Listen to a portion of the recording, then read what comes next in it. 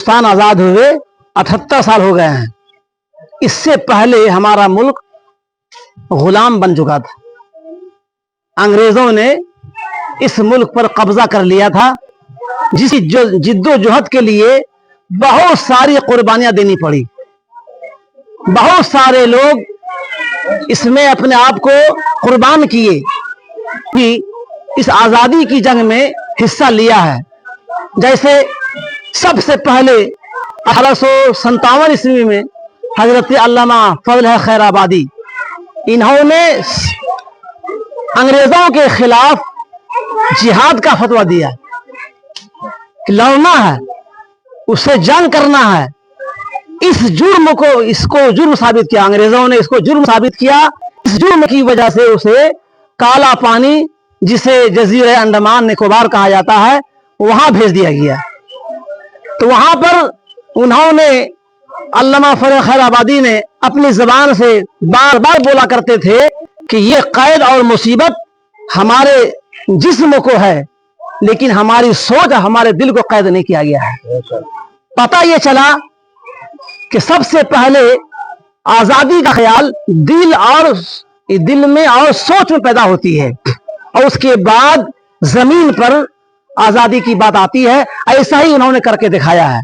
इसके बाद 1857 ही में हिंदुस्तान के आखिरी ताजदार बहादुर शाह जफर, आखिरी बादशाह ये गुजरे हैं।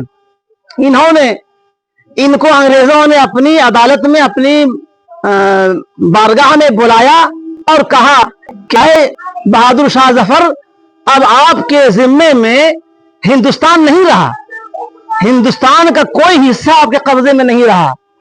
तो इन्होंने अपनी जबान से कहा था वैसे मौके पे कि हाँ, अगरचे मेरे कब्जे में हिंदुस्तान का कोई हिस्सा नहीं रहा, मगर मेरा ईमान, मेरी गैरत, मेरा वतन की मोहब्बत अब भी दिल बाकी है।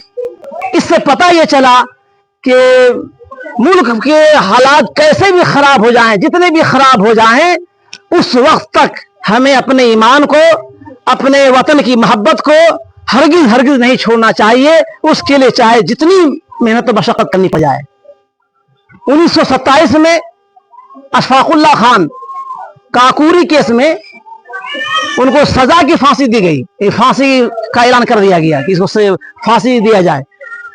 तो फांसी से एक दिन पहले अंग्रेज के सिपाहियों ने कहा कि आए अशफाकुल्लाह खान, अगर आप ये तहरीकी आजादी में हिस्सा लेना छोड़ दें तो आपकी जान बच जाएगी। इन्होंने कहा जान तो सबको देना ही है, खुशकिस्मत वो शख्स है जो वतन की मोहब्बत में जान दे। तो ये हौसला भी हमें हिम्मत देता है, हमें ताकत देता है कि अगर आज भी हिंदुस्तान पर कोई ऐसी मुसीबत आ जाए, कोई बात आ जाए, मुल्क की बात आ जाए, वतन की बात आ जाए, तो ऐसे मौके पे हम भी अपने अकाबिरीन, अपने असलाफ के नक्श कदम पर चलते हुए आज भी जान देने के लिए तैयार रहेंगे, है कि नहीं। इस तरीके से बहुत से तारीखें, वाकयात हैं जिसे हम और आप हर साल 15 अगस्त के मौके पे मनाते हैं और मनाते रहेंगे। अस्सलामु अलैकुम व रहमतुल्लाहि व बरकातुहू। हिंदुस्तान भारत जिंदाबाद। अल्लामा फजल खैर आबादी, अशफाकुल्लाह खान, अब्दुल हमीद मीर, हिंदुस्तान जिंदाबाद।